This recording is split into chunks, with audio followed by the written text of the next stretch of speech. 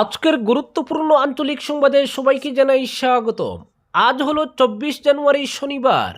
আজকের সন্ধ্যার বরাক উপত্যকা তথা আসাম এবং দেশের গুরুত্বপূর্ণ বিশেষ বিশেষ খবর হলো: 7 নম্বর ফর্মে ব্যাপক কারচুপি, বিজেপির বিরুদ্ধে সরব বিরোধীরা, সমজেলা আয়ুক্তের কার্যালয়ে বিজেপি নেতাকর্মী, প্রেমে বিচ্ছেদ হলেই দর্শনের অভিযোগকে হাতিয়ার করা যাবে না, রায় হাইকোর্টের। ফেব্রুয়ারিতে ফের আসাম সফরে আসছেন প্রধানমন্ত্রী নরেন্দ্র মোদী। কাছাড়েও জালিয়াতি, তালিকা প্রকাশ পিছানোর দাবি সাংসদ সুস্মিতার। নদীতে স্নানে নেমে মর্মান্তিক মৃত্যু কিশোরীর। গুটখা পান মশলা পণ্যে নিষেধাজ্ঞা, সিদ্ধান্ত উড়িষ্যার মাঝি সরকারের। 2027 সালের জনগণনা ঘিরে প্রস্তুতি শুরু করে দিল কেন্দ্রীয় সরকার। জারি হলো বিজ্ঞপ্তি। 2027 সালের জনগণনার প্রথম ধাপে থাকবে 33টি প্রশ্ন। এবং সর্বশেষ খবরটি হলো, হাইলাকান্দি জেলার রবিবার মুখ্যমন্ত্রীর একটি কলি দুটি পাতা প্রকল্পে জেলার 11,466 জনকে 5,000 টাকা করে দেওয়ার উদ্বোধনী অনুষ্ঠানের আয়োজন করা হয়েছে। হাইলাকান্দির 11,466 জন পাবেন 5,000 টাকা করে। কাল ধলাই ও শিরিশপুর বাগানে একটি কলি দুটি পাতার অর্থ বন্টন। এবারে শুনুন বিস্তারিত খবর। 7 নম্বর ফর্মে ব্যাপক কারচুপি, বিজেপির বিরুদ্ধে সরব বিরোধীরা, সমজেলা আয়ুক্তের কার্যালয়ে বিজেপি নেতা কর্মী।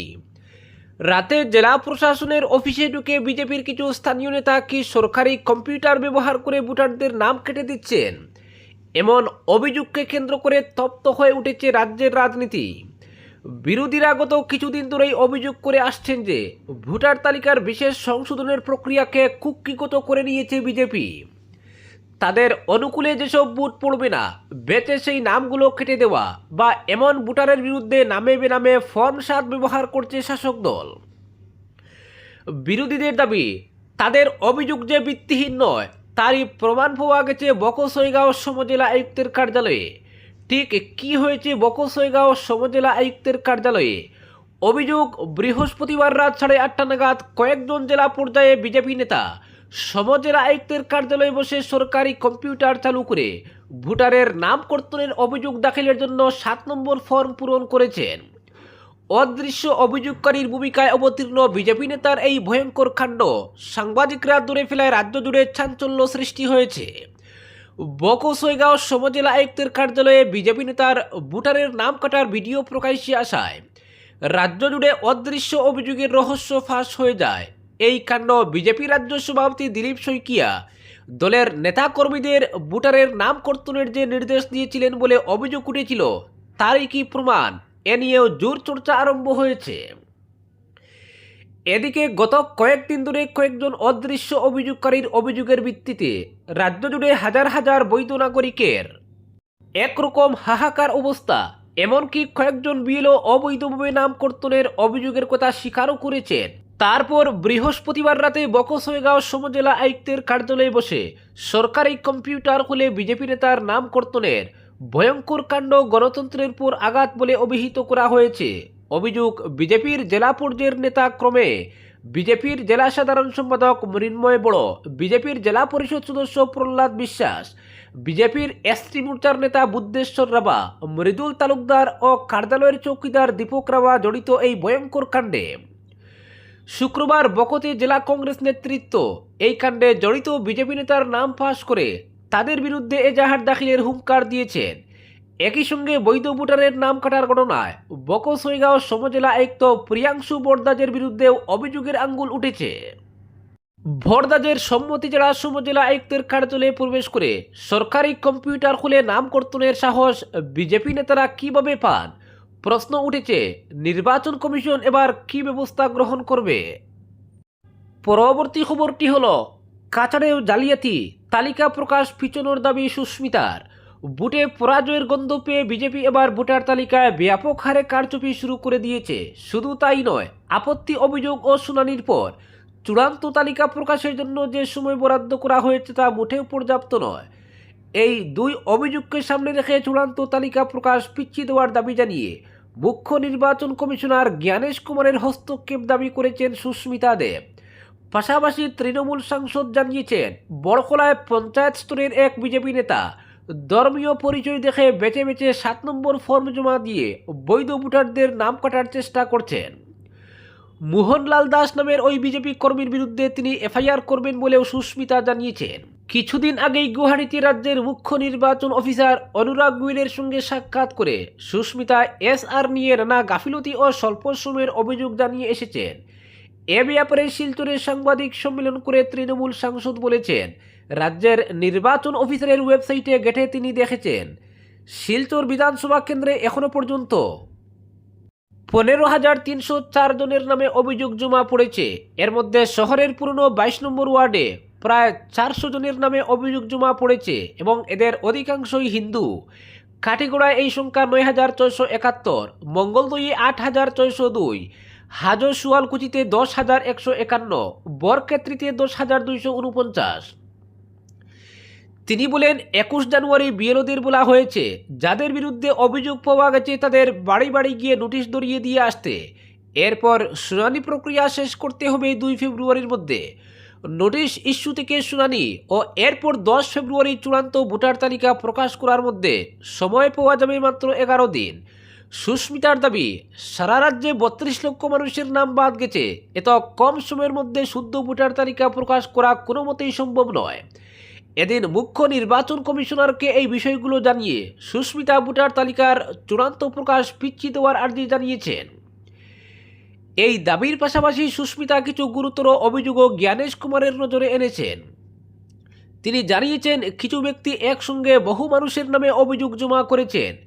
অভিযোগপত্রে যে ব্যক্তির স্বাক্ষর রয়েছে, খবর নিয়ে দেখা গেছে এই নামে হয় কেউ নেই, না হলে তিনি এমন অভিযোগ করার কথা অস্বীকার করেছেন।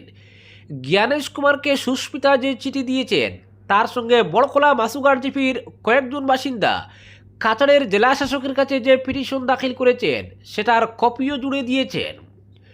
সুস্মিতা বলেন, মাসুঘাটে বিজেপির বিএলএ মোহনলাল দাস 22 জনের বিরুদ্ধে 7 নম্বর ফর্ম বা অভিযোগ জমা করেছেন। এই মোহনলাল বিজেপি কর্মী, তার স্ত্রী পঞ্চায়েত মেম্বার। এখন মোহনলালকে খুঁজে পাওয়া যাচ্ছে না বলে দাবি করে সুস্মিতা বলেন তার বিরুদ্ধে ফৌজদারি মামলা করবেন তিনি। সুস্মিতা বলেন, 7 নম্বর ফর্মে একটি ডিক্লারেশন থাকে যেখানে অভিযোগকারীকে লিখে দিতে হয় যে তিনি যদি ভুয়ো তথ্য দিয়ে আবেদন করে থাকেন তাহলে তার বিরুদ্ধে জনপ্রতিনিধি আইনে মামলা করা যেতে পারে। তৃণমূল নেত্রী জানান, রাজ্য নির্বাচন কমিশনার গোয়েল তাকে বলেছেন যে ব্যক্তি অভিযোগ করেছেন তাকেও শুনানির সময় উপস্থিত থাকতে হবে, না হলে সেই অভিযোগ পত্রপাঠ খারিজ হয়ে যাবে। প্রশ্ন হচ্ছে, বিজেপি কেন এই বেআইনি কাজ করবে? সুস্মিতা এই প্রশ্ন তুলে নিজেই এর জবাব দিয়েছেন। তিনি বলেন, আসলে রাজ্যে যে জোর প্রতিষ্ঠান বিরোধী হাওয়া বইছে, বিজেপি নেতারা এটা বিলক্ষণ বুঝে গিয়েছেন। ফলে ভোটার তালিকা থেকে মুসলিম এবং বিজেপিকে ভোট দেন না এমন ভোটারদের নাম সেটে ফেলা হচ্ছে। এইভাবেই বহু হিন্দু ভোটারের নামেও 7 নম্বর ফর্ম জমা পড়ছে। উদাহরণ হিসেবে সুস্মিতা বলেন, শিলচর শহরে দলের অবস্থা ভালো নয়, এটা বুঝতে পেরেই বিজেপি পুর নিগম নির্বাচন পিছিয়ে দিয়েছে। পরবর্তী খবরটি হলো, প্রেমে বিচ্ছেদ হলেই ধর্ষণের অভিযোগকে হাতিয়ার করা যাবে না, রায় হাইকোর্টের। দুজন প্রাপ্তবয়স্কের সম্মতিতে হয়েছিল সম্পর্ক, কোনো কারণে সেই সম্পর্ক ভাঙলে কেউ অন্য কাউকে অপরাধী প্রমাণ করতে ধর্ষণের আইনকে হাতিয়ার করতে পারবে না। দিল্লি হাইকোর্টের বিচারপতি স্বর্ণকান্তা শর্মার সতর্কবার্তা, প্রেমে বিচ্ছেদ হলেই ধর্ষণের অভিযোগ তুলে আইনের অপব্যবহার করা ঠিক নয়। বিচারপতি এদিন বলেন, একজন শিক্ষিত ও স্বাধীন প্রাপ্তবয়স্ক মানুষ সম্মতিতে সম্পর্কে জড়ালে তাকে এটা মানতে হবে যে সম্পর্ক ব্যর্থ হলে অপরাধ প্রমাণ করার জন্য আইনকে প্রয়োগ করা যাবে না। তিনি আরও বলেন, বিচ্ছেদ মানেই ফৌজদারি অপরাধ নয়। আদালতের মতে এই ধরনের বিষয়গুলিতে সংযম, সংবেদনশীল মন ও দুজন মানুষের নিজস্বতা ও পছন্দের প্রতি পারস্পরিক সম্মান জানানো উচিত। যে কোনো সম্পর্কের ক্ষেত্রে অনিশ্চয়তা নিয়েও সচেতন থাকার কথা বলা হয়েছে। আদালতের পর্যবেক্ষণ, অনেকে বিচ্ছেদ মেনে নিলেও তাদের মানসিক যন্ত্রণা ও হতাশা প্রভাব ফেলে পরবর্তী পদক্ষেপে। অনেক ক্ষেত্রেই এমন অভিযোগ উঠতে পারে যার নেপথ্যে তাকে ফৌজদারি অপরাধের থেকে অনেক বেশি ব্যক্তিগত ক্ষোভ। এই ধরনের অভিযোগের ক্ষেত্রে আদালতকেও সতর্ক ও বিচক্ষণ থাকতে বলা হয়েছে। বিচারপতির উক্তি, এই ধরনের মামলা বিচার ব্যবস্থার উপরে অপ্রাসঙ্গিক বোঝা চাপানো। পরবর্তী খবরটি হলো ২৬শে বিধানসভা নির্বাচনের আগে ফের আসাম সফরে আসছেন প্রধানমন্ত্রী নরেন্দ্র মোদী। সম্ভবত ১৪ ফেব্রুয়ারি তিনি পা রাখবেন রাজ্যে। মুখ্যমন্ত্রী হিমন্ত বিশ্ব শর্মা নিজে এই সম্ভাবনার কথা জানিয়ে বলেন, প্রধানমন্ত্রীকে গুয়াহাটি ও উত্তর গুয়াহাটির মধ্যে নির্মিত নতুন সেতু উদ্বোধনের জন্য আমন্ত্রণ জানানো হয়েছে।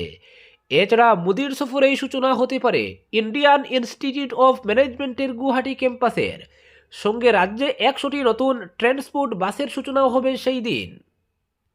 পরবর্তী খবর, সরস্বতী পুজোর সকলে নদীতে স্নান করতে নেমে প্রাণ হারালো এক কিশোরী। ঘটনাটি ঘটেছে রামকৃষ্ণনগর থানার অন্তর্গত চান্নিঘাট বাগান এলাকায়। প্রাপ্ত তথ্য অনুযায়ী এলাকার এক দিনমজুর গজাদর কর্মীর ১৫ বছরের মেয়ে মনীষা কর্মী সরস্বতী পুজো উপলক্ষে বৃহস্পতিবার ভোর আনুমানিক ৫টা নাগাদ বাড়ির পাশ দিয়ে প্রবাহিত সিংলা নদীতে স্নান করতে যায়। জলে নামার কিছুক্ষণের মধ্যে আচমকা পা ফসকে সে নদীর গভীরে তলিয়ে যায়। ঘটনাটি নজরে আসতেই চিৎকার চেঁচামেচি শুরু হয়। খবর পেয়ে আশপাশের বাসিন্দারা দ্রুত ঘটনাস্থলে ছুটে আসেন। দীর্ঘ প্রায় ৩ ঘন্টার প্রচেষ্টার পর স্থানীয় বাসিন্দা আব্দুল হক নদীতে নেমে সাহসিকতার সঙ্গে মনীষা কর্মীকে উদ্ধার করতে সক্ষম হন। তাকে উদ্ধার কাজে সহযোগিতা করেন চান্নিঘাট এলাকার স্থানীয় মানুষজন ও রামকৃষ্ণনগর ফায়ার সার্ভিসের কর্মীরা। পরে খবর পেয়ে রামকৃষ্ণনগর সার্কেল আধিকারিক সৌভিক দত্ত এবং রামকৃষ্ণনগর পুলিশ প্রশাসন ঘটনাস্থলে উপস্থিত হন। সার্কেল আধিকারিকের উপস্থিতিতেই মৃত নাবালিকাকে তাদের পরিবার শনাক্ত করে। পরে মৃতদেহ ময়নাতদন্তের জন্য শ্রীভূমি জেলা হাসপাতালে পাঠানো হয়। দরিদ্র দিনমজুর পরিবারের কিশোরী মেয়ের এই আকস্মিক মৃত্যুর ঘটনায় গোটা এলাকা জুড়ে নেমে এসেছে গভীর শোকের ছায়া। পরবর্তী খবর, উড়িষ্যায় নিষিদ্ধ হলো গুটখা, পান মশলা, জর্দা, খৈনির মতো সব তামাকজাত পণ্য। জনস্বাস্থ্য রক্ষা করতেই সুপ্রিম কোর্টের নির্দেশ মতো বিজেপি শাসিত মোহন চরণ মাঝি সরকার গোটা রাজ্য জুড়ে তামাকজাত পণ্য ব্যান করে দিল। জানানো হয়েছে তামাকজাত পণ্য তৈরি বা বিক্রি নিষিদ্ধ করা হলো। এমনিতে ২০১৩ সাল থেকে উড়িষ্যায় প্রকাশ্যে গুটখা ও তামাকজাত যাবতীয় পণ্য প্রকাশ্যে বিক্রিতে নিষেধাজ্ঞা ছিল।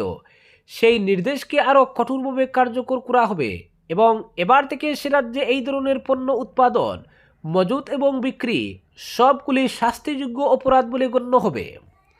তবে তাৎপর্যপূর্ণভাবে বিড়ি এবং সিগারেটকে এর আওতায় আনা হয়নি।